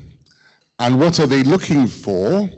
They're looking for people who are really passionate about their subject and have been for some time. The sort of student who comes to you in September of grade 12 and says, yeah, I might apply to Oxford, I'm not quite sure which subject, though, is almost certainly not going to get in and is wasting their time and yours. And they could be much better off putting their effort into other things. The other thing to remember is that the criteria are almost entirely academic. They don't really care whether you're an international oarsman or a concert pianist. They'll be very pleased if you are, but that's not going to help you get in. And the need for the supercurricular, which I'll talk about in a minute. Not the extracurricular, the supercurricular. So I've just said they're looking for a passion for your chosen subject. The sort of person they're looking for engineering is the sort of person who from the age of 5 has been driving their parents mad by taking things apart and putting them back together again, or trying to put them back together again. They are looking for the ability to argue, to think critically and to analyze. They're looking for the potential for development, and that's what the application process is meant to uncover. And as I just said, they're looking for suitability for the supervision stroke tutorial system. You are going to be admitted by the people who are going to teach you on a weekly basis, perhaps for the next 3 years, at least for the whole of the first year before you start to specialize. They don't want to be bored by having you in a supervision room with them, not having done the reading, not having written a good essay. So the difference between the supercurricular and the extracurricular. The extracurricular, sport, music and drama, doesn't really play much, if any, part in your application. Though you might find, you've got to be careful, you say you're very keen on drama, and you come up against an admissions tutor whose last student spent all his or her time acting and never did their essays. Sometimes they can be a little bit biased against people like that. But if you're going for English literature and you can talk about all the plays you've done in an academic way, then that's good. So, I mean, playing in an orchestra, great for a music major. You've done a lot of extra reading in philosophers that are not on the school syllabus. It's really important that the student goes well beyond what's being taught in school. That they are self-starters, they've got a passion, they've done something in school and they thought, right, I want to follow that up. Volunteer in the local museum or archive, do an internship in a lab, do a research project, and so on. Even mentoring younger students in math, for maths and STEM majors. What doesn't really cut it is just doing more exams. Do the exams you've got to do and do them very well, but then go beyond the exams. So don't just pile up AP after AP after AP. That just says you're quite good at taking exams, and they're not really that interested in that. They're interested in, are you going to be good in the supervision? So the elements of an application differs slightly depending on what program you're actually studying, but your existing grades are often taken into account. If you've got 9 A stars at GCSE, that's a very good start, and so on. A very good, somebody asked about transcripts. The only place you can send a transcript in the UK is Cambridge, not Oxford, Cambridge, because they have an extra application, an extra form you have to fill in, and you can upload your transcript. And they're looking for very high grades in grade 10 in your transcript. Personal statement, reference, entrance tests, which, as we've heard, are in a mess at the moment. They were run by Cambridge admissions testing, which is a sort of peripheral part of Cambridge University, but for both Oxford and Cambridge. And Cambridge admissions decided they weren't making enough money out of them, so they dropped them. And Cambridge and Oxford have been scrabbling around for an alternative ever since then. And they came up with Pearson this year, which, as we know, is not hugely successful at the moment. I work in Bulgaria, and I noticed that there are 2 Pearson centers in Istanbul. There's one in Ankara and there's one in Sofia, and that's about it for this area. And so if you don't get into one of those, where do you go? A colleague of mine from northern Italy has had to send her students up to Vienna for testing this cycle. Hopefully, the more of us who write to Oxford and Cambridge complaining, the better. Submitted work, we'll talk about the interview, and basically they score each element out of 10, and then they put all the scores together, they get around a big table, and they decide who to admit and who to recommend to other colleges. So they're going to be looking at your transcript grades. If you have got APs and you're an IB student, or in my case, we do the Bulgarian diploma. So if you've got something that's actually externally validated, it can be helpful. But I really am not recommending that you just pile up AP after AP after AP. IGCSEs, 9, even 7 good ones is better than 12 mediocre ones. And MYPs if you do them. The bottom comment is what's important. However you do it, you need to present yourself as somebody who's already achieved highly, even if that's only in your transcript. I mean, last year in Milan, I had a boy with straight 7s in his transcript from grade 9 to grade 12. That's the sort of thing what they're looking for. The predicted grades.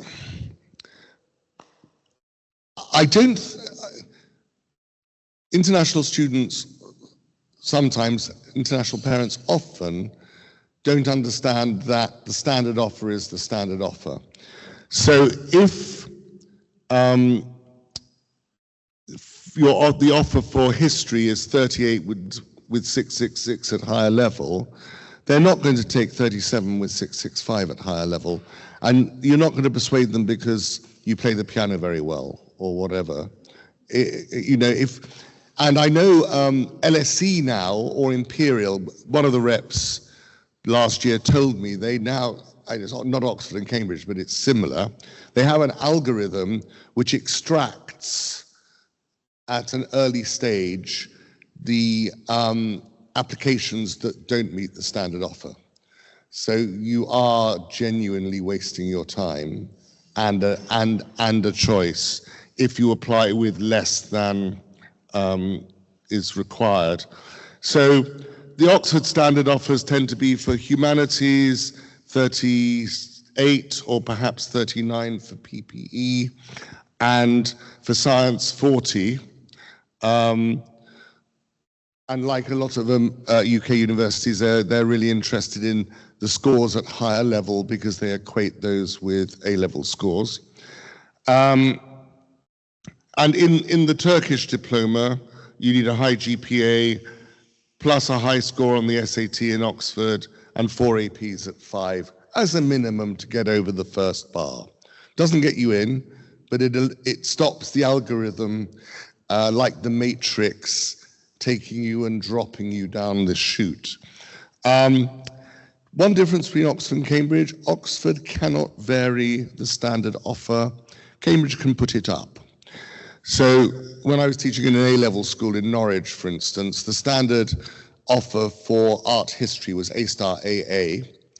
We predicted one girl A-star, A-star, A-star, so they offered her A-star, A-star, A-star. So it can be, if you say they're going to get 3 7s at Cambridge, then they might get offered 3 7s.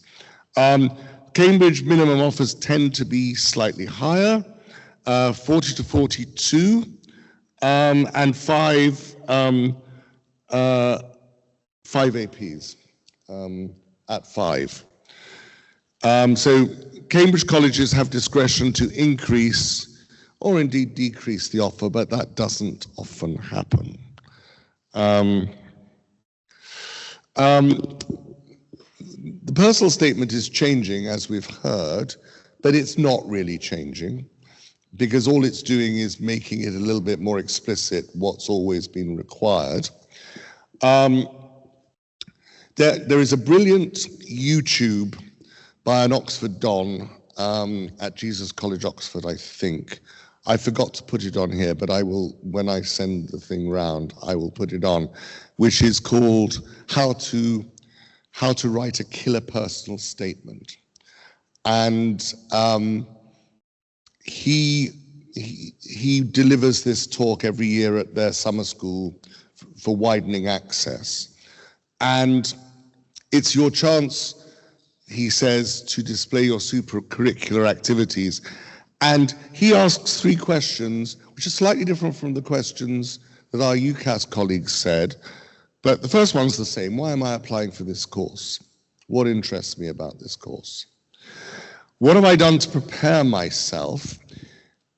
I would say Oxford and Cambridge are not really interested in what you have studied in your courses at school. They take all that for granted. What you've done to prepare yourself is how have you gone beyond that? And the third one is, do I know what I'm getting myself into? That means that the way I interpret this is, so last year in Milan, we had a girl, very good, she was predicted 44. She wrote her personal statement on 20th century novels for Cambridge. No. You've got to show that you know that you're going to be studying everything from Chaucer through the 18th century, which nobody reads, up until now, and you've got to be interested in it. Do you know what you're letting yourself in for? History. I had a brilliant colleague at Norwich who was an expert on the Commonwealth, on Oliver Cromwell. And all his students knew everything about March 1555, everything there was to know. But that wasn't enough. They had to know more. They had to know about medieval history, a bit about ancient history, a bit about modern history. I'm interested in history, not just this bit. The reference, we know it's already changed. The third bit is for Oxford and Cambridge. by far the most important. I do remember with amusement last year or the year before that UCAS, are they still here? Said we've consulted widely and everybody agrees with our new personal statement. You don't really need to put anything in the third box. And Oxford and Cambridge said, yes, you do. So what they want to know is the skills the student has in the relevant subjects and potential. Section 2 is the one that is most often empty. But what you can do with a good conscience in Section 1 is describe the nature of the school which places the student in the context of his or her fellow students. Entrance tests, here we come to them. Oxford has abolished the English literature test, I noticed, which interested me, but have introduced an ancient history and classical archaeology test. But all of them say that what they're trying to do is not test you on a specific period of history or something, but if you're doing history, do you have the historical skills to analyze some historical source material that you've never seen before and you don't know the context, and how would you tackle it?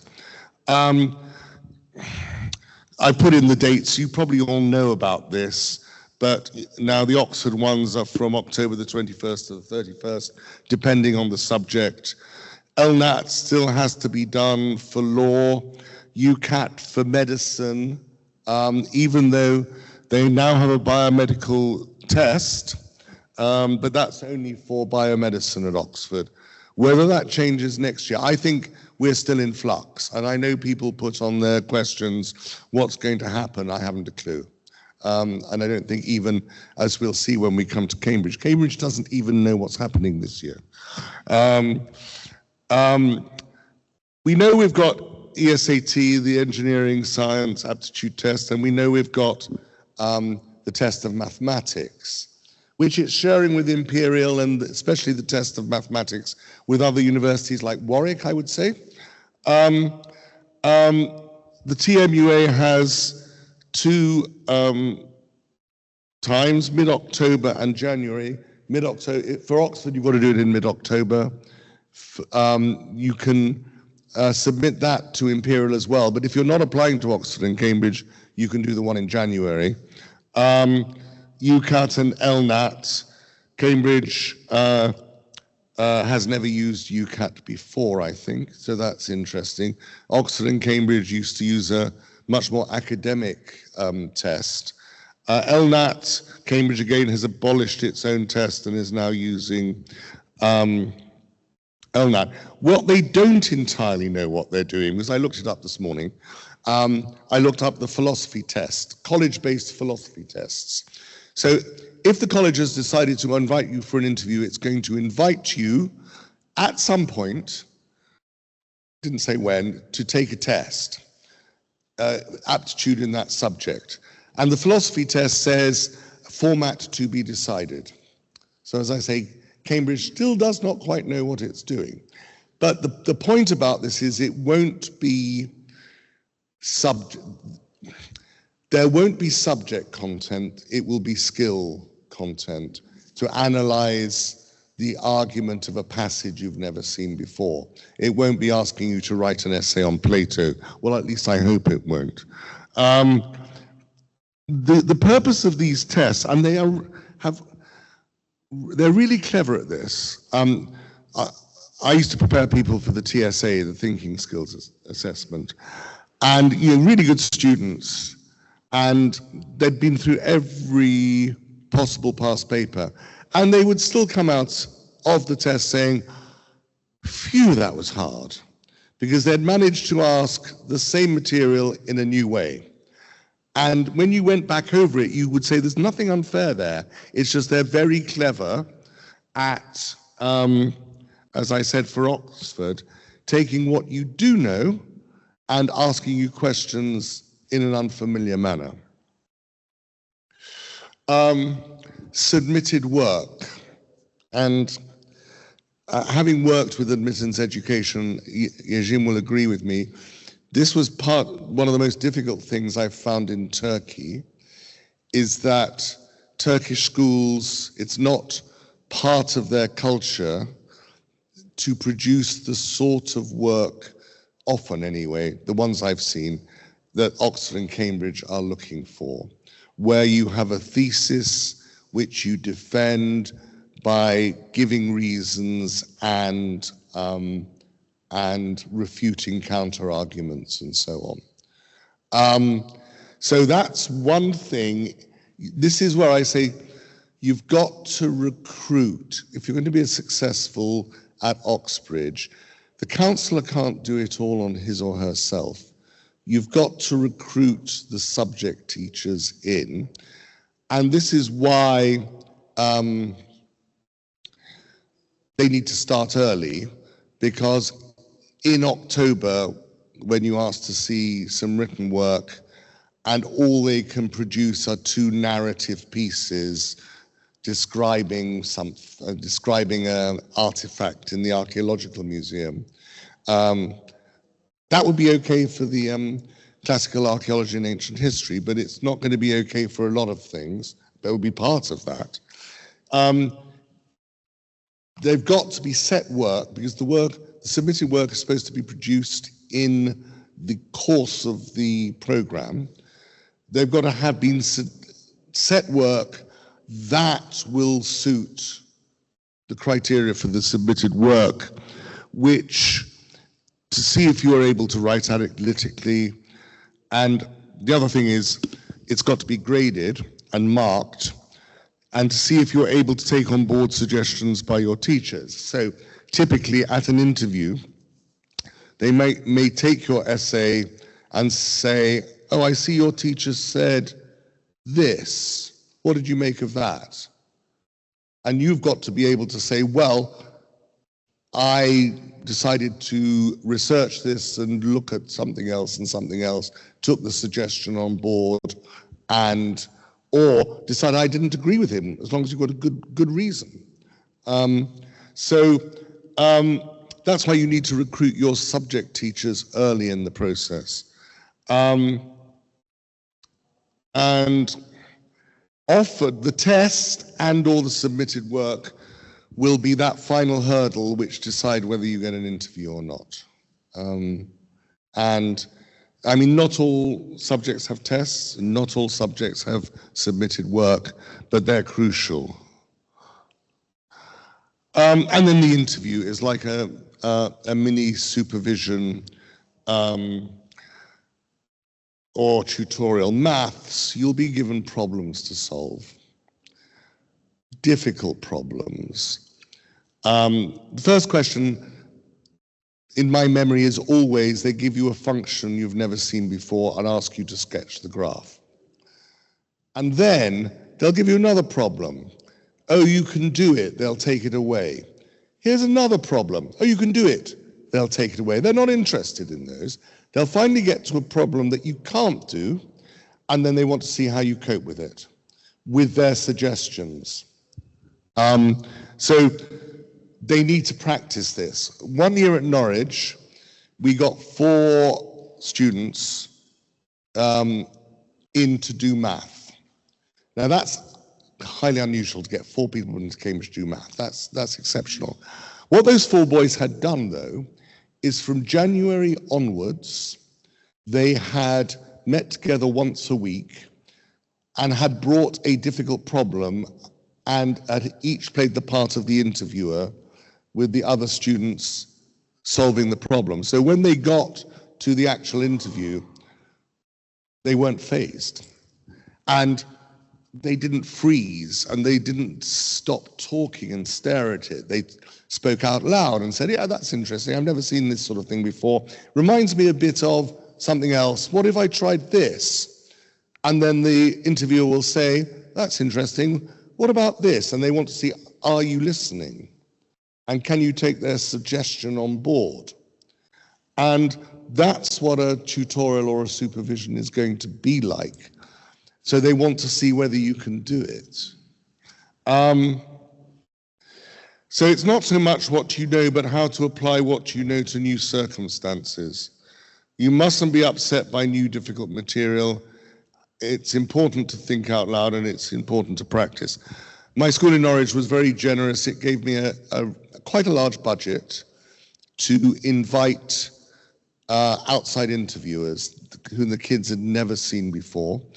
They'd come and give one mock interview in October and really shake the kids up and write a report saying what was good, what was bad. The report would come to me and the head of department. Head of department would then work on the weaknesses with the kids, and then they'd come again in November. Hopefully the kids would have learned something from the previous one and would carry on. And by the time they got to the actual interview, they wouldn't be completely phased. Now, it was great to bring in somebody they'd never seen before rather than their normal teacher who they're comfortable with. It's quite good to have somebody they're not going to be comfortable with. So the final advice, start early. I used to get all the candidates together at Christmas of grade 11 and say, right, this is the starting line. Involve your subject specialists. Encourage your students to do supercurriculars and encourage mutual self-help among your students. And good luck.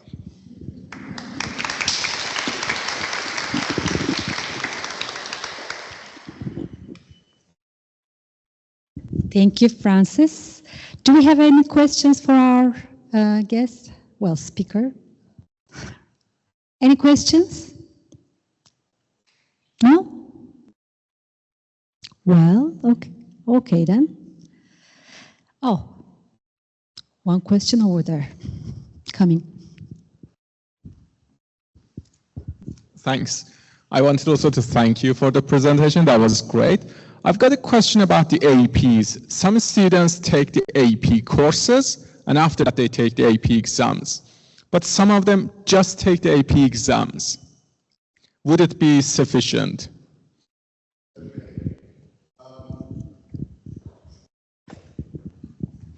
On the whole, Oxford and Cambridge are judging you on your normal curriculum. With the Turkish curriculum, which isn't accepted by Oxford and Cambridge, APs are necessary. I don't think Oxford and Cambridge will know whether you've done the course or not. They'll just see the number. So I don't think it matters. What I am saying, though, is don't pile up. I had a student in Belgium, and he wanted to do extra APs. And I looked it up, and actually Oxford was saying, if you're doing the Belgium curriculum, which is accepted, the APs make no difference. Or, I mean, they're not going to repair a deficiency in your normal diploma. So, my school is a little bit strange in the fact that we do the Bulgarian diploma and they get an American diploma as well. So they are actually able to apply with both. But it won't matter whether they've done the AP course. It's just the number that they come out with, which must be a 5. Yeah. Any other questions?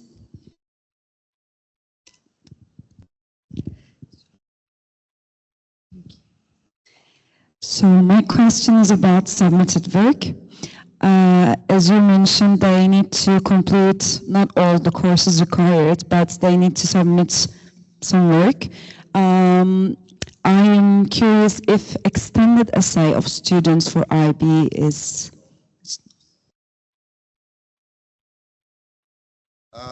Extended essay is too long. It needs to be a 3 or 4 page essay. And I've also found, to my bitter experience, that submitting IAs, even if they've been given a score, a very high score, doesn't usually meet the criteria that Oxford and Cambridge are looking for. You need a 3 or 4 page essay where you have a thesis and you defend it and refute the counter arguments. One more question coming. Thank you. So the questions, the students at my school who would like to apply, they're excellent students, and I think they're super curricular. But the thing is, they don't really have a lot of experience with the tutoring system, and therefore, should they get an interview, I think that would be the most difficult part for them.